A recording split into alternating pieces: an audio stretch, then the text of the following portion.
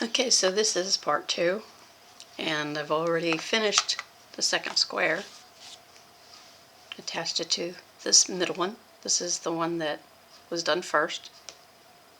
Then chain stitch 6, and then go back and attach it to the main one. This square here is going to also be here at the top, at the bottom, one here, one here and here, and then one on the side. So you end up with 5 squares. On each side, when you finish the first one and you end at a corner, you chain 6. And this is what I've done, I've chained 6. And that last row that you are literally single crocheting across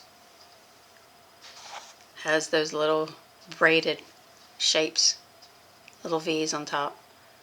That's to show you where to put your needle as you go back. On each side, you're going to take a loop up.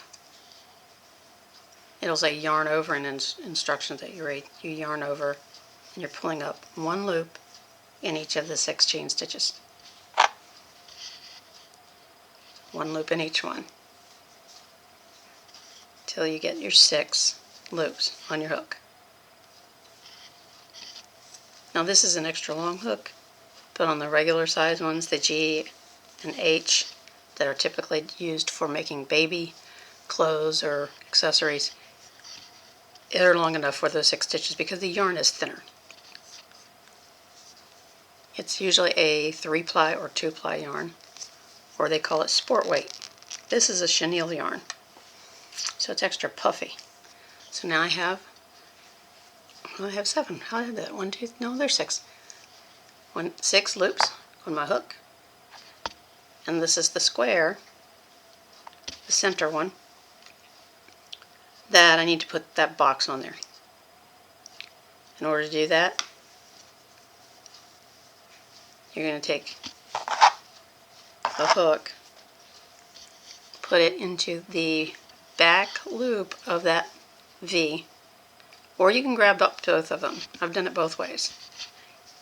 You can do it this way. Put it through both of them, if that makes it easier for you to count. And then draw a loop up. Then you yarn over and pull through 2. Yarn over, through 2, so you're going back to the beginning. Just like you did in that first square.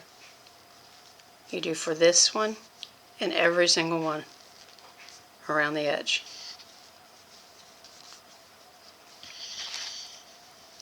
So that's my first row.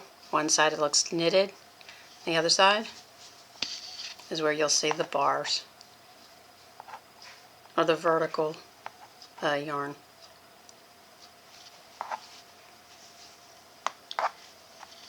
Now when this is all done, when you have your all 4 squares on all sides, you're going to tie it off.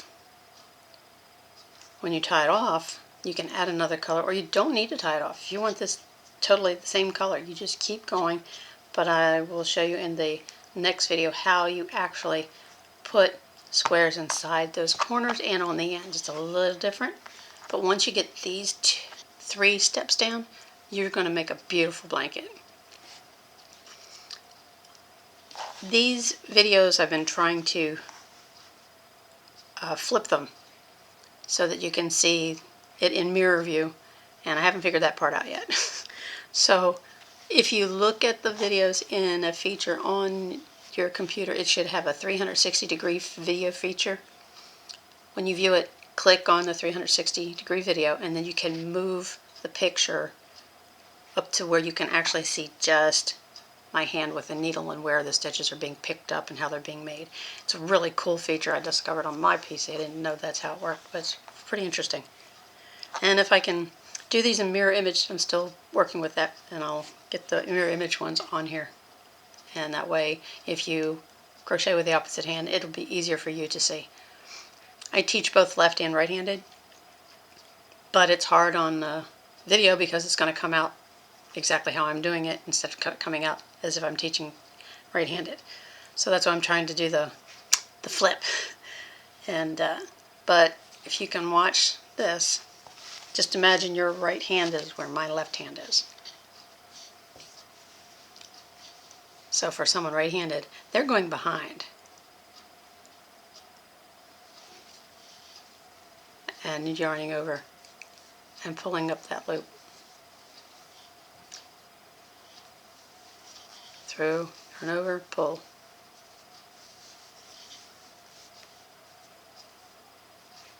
So that's, let's see if I can do it this way so you can actually see there's 4.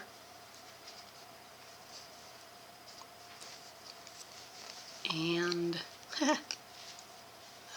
5. And then 6. 1, 2, 3. There's your 6 loops. Now with that, you go to the next little V, yarn over, go through.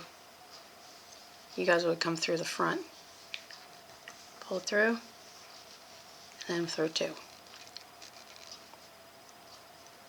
This is the second row. It'd be great if I get it from stop slipping off. It happens. When you change from different types of yarns, it does.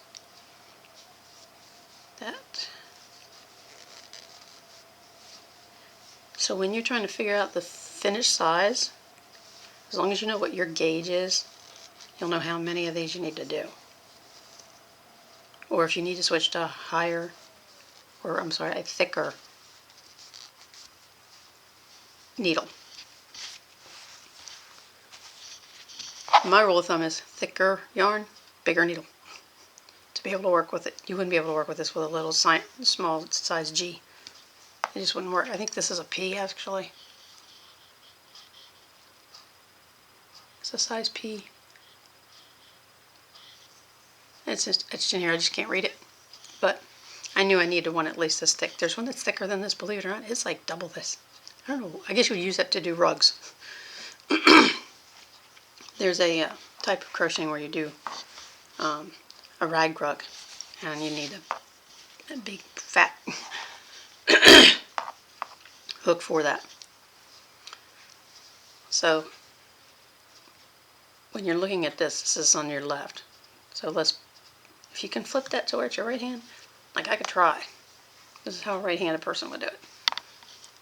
You would actually be putting it behind. And then yarning over and pulling that through. This feels really weird. Sometimes I can do things both ways. Just not this morning. So now there's the 2. So you can see where the yarn is going in under that bar and being pulled up. So when I figure out how to get it to flip for you guys, we'll have a mirror kind of class where you can mirror it. So when you get to the end, to this corner here, you chain 6 chain stitches up, and you turn it. Then you take your hook and you put it into the first yarn over, pull it up in each one of these till you have 6 loops on your hook. Then you crochet back 2 loops at a time, yarn over through 2, yarn over through 2. When you come back for the last row, you're actually single crocheting across the top, which is you put it through, you yarn over, you pull it through 2 right away. You don't go 6 loops on your hook. The next video I'm going to be at the very end of the last square to show you how to get to the part where you're putting a square inside each corner and on each end. So you're going from 5 to 9. So it's 5 and then 9. You're adding 4 more squares. You end up with another square, but it's bigger. I hope that this helps you with this is like, it seems difficult, but it's really not. It's only like actually two stitches. The chain stitch and then the Afghan stitch itself, which incorporates a single crochet. And if there's any other stitches that you would like to see, I'm actually going to show you how you can do each individual stitch. There is several kinds of crochet stitches that you can use. This is the most tightest woven one that you can make, which means it makes for a much warmer blanket because there's no big holes in it. There's a granny square. Granny squares are they're very cute, but for a 12-year-old, when I learned how to do them, it was difficult. And it wasn't easy. Like, this is easy. Granny squares, you have to remember to count how many double crochets and whether you put a single crochet in the corner, but they make wonderful blankets too. They make great gifts. I actually have one I'm going to show you guys that I've never finished, and I really need to finish it, but there's 223 squares that I have to stitch together. That's the only bad part. I should have started with one and just made it several colors. But on the third video, I will show you how to add onto this. If you would like instructions on this, I will put those together, and that way it's generic whether you're either left-handed or right-handed. You just need to know the terminology, single crochet, yarn over, and I will try to make sure that that's very clear in the instructions. This makes a beautiful Afghan. The next video I'll bring out the one that I made for my mother-in-law, the scraps of yarn, so that you can see what you can end up with. There's smaller squares because it was 4-ply yarn, not the chenille yarn. But it was so warm she never not had it on her lap. She was always cold. So I hope you've liked this video so far on this new endeavor with the crocheting part. I never thought about doing crocheting in video, but I kind of like it because it gives me incentive to finish my daughter's cat's little cushy blanket before he's no longer with us. I want him to be comfortable as possible. So tune back in, give me a comment, share my video. Any questions, please do put them out there. Give me a little thumbs up for the effort. And definitely subscribe. I have my art on here, and I have the crocheting now. I guess the next thing will be the jewelry making, but that's, if you want to see that, hey, give me a comment. Say, I want to see you make jewelry. I got a lot of that. I'm actually beefing up my inventory in my shop, so please give me some incentive, some ideas. I'd love to hear them. And when it comes to crocheting, it's like, it's very cool. One needle and you can make something that beautiful. So get out the yarn, get out the crochet hooks, and let's crochet together.